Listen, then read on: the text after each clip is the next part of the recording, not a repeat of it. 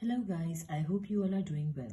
In today's video, I'm going to show you how to calculate 8% of any price using your calculator. So let's start. For example, we have an item and the price of that item is 9,500. You want to know what the final price will be after 8% off. So in the first step, we will multiply it with 8. Then we will press the percentage button. In the next step, we will press the minus button. And at the end, we will press the equal to sign.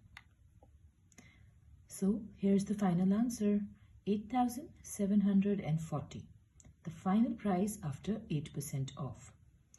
Now let's move to another example. Let's say we have an item and the price of that item is 18,000.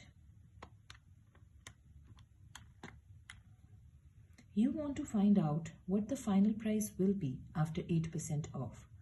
So in the first step, we will multiply it with 8. Then we will press the percentage button.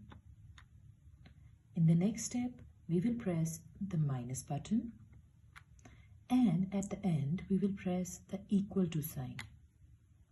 Now here's the final answer, 16,560, the final price after 8% off.